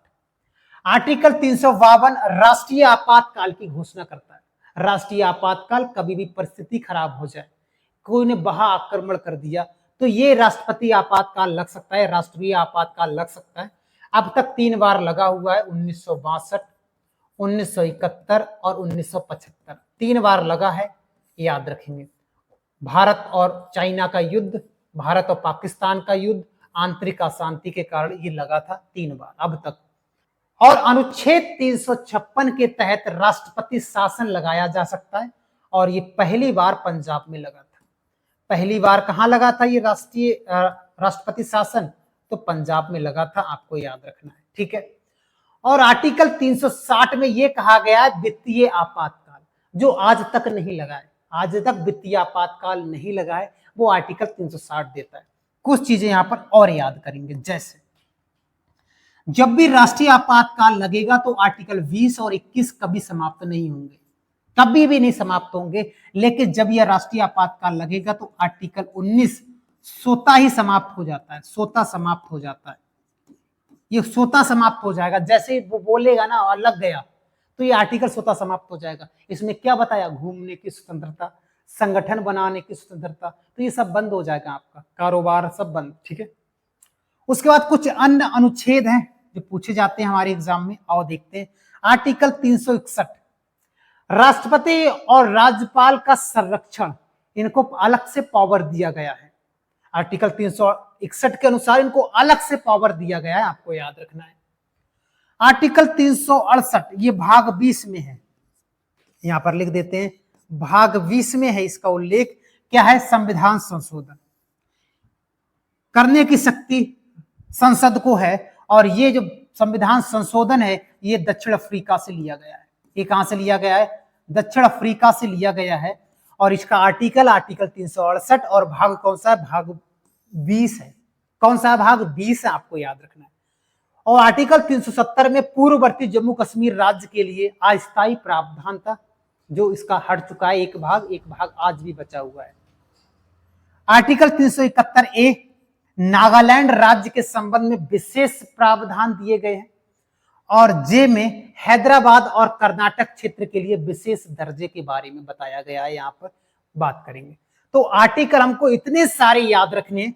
कुछ चीजें मैंने बताया था कि मैं आपको आगे बताऊंगा, याद आ रही हैं। यहां पर देख लेते हैं, ठीक है, यहां पर देख लेते हैं कुछ चीजें। चलिए देख लेते हैं कि करके। मैंने आपको कहा था संसद के 2 सदन होते हैं, लोकसभा और राज्यसभा। अगर ये पूछा जाए कि इसके अंग कितने होते हैं, तो इसके अंग 3 होते हैं। राष्ट्रपति को भी इसमें शामिल करा जाएगा।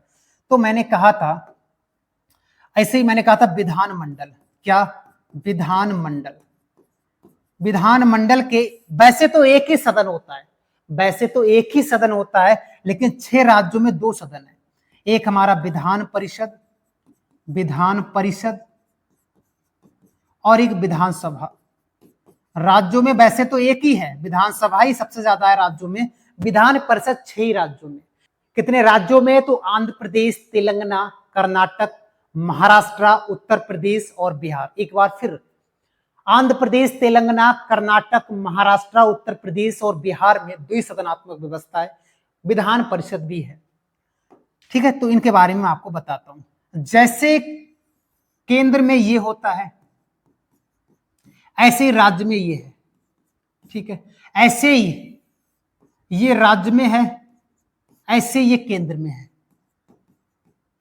ऐसे ये केंद्र में है, ऐसे ही ये राज्य में है। जो जो पावर इसकी यहां पर रहती है केंद्र में, उसी प्रकार की पावर राज्यों में भी होती है ना। और जैसे इसकी अगर अंग की बात करें तो राष्ट्रपति शामिल हो जाएगा, और इसकी अंग की बात करें तो राज्यपाल भी शामिल हो जाएगा। कौन हो जाएगा? राज्यपाल भी शामिल हो जाएगा। तो राज्यपाल राज्य में और राष्ट्रपति केंद्र में सेम पावर है, बस राष्ट्रपति के पास में थोड़ा एक्स्ट्रा पावर दे रखी क्योंकि वो केंद्र का है। तो जो जो पावर इसके पास में होंगी, तो 80% वही पावर राज्यपाल के पास में होंगी। राष्ट्रपति 12 सदस्यों को राज्यसभा में मनोनीत करता है और ये 1/6 सदस्यों को विधान परिषद में मनोनीत करता है, याद रखेंगे। और वो वाले आर्टिकल, 2 आर्टिकल मैंने यहां पर नहीं बताया आपको। एक आर्टिकल है आपका आर्टिकल 331 और आर्टिकल 333, ये आर्टिकल आपको और बता देते हैं। इस आर्टिकल में ऊपर वाले में है कि आर्टिकल 331 में है कि राष्ट्रपति दो एंग्लो इंडियन या 2 आंग्ल भारतीयों को मनोनीत कर सकता है लोकसभा में, लेकिन यह बंद कर दिया गया है। 104वां संविधान संशोधन हुआ था, उसके द्वारा इसको खत्म कर दिया गया है। और इसके तहत क्या था? इसके तहत था कि एक सदस्य राज्यपाल विधानसभा में मनोनीत करेगा एंग्लो इंडियन को, तो ये पद समाप्त कर दिया है।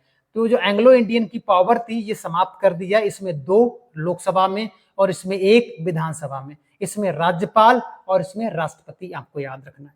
कुछ चीजें और बताते हैं, यहाँ पर कलर चेंज कर लेते हैं, व्हाइट।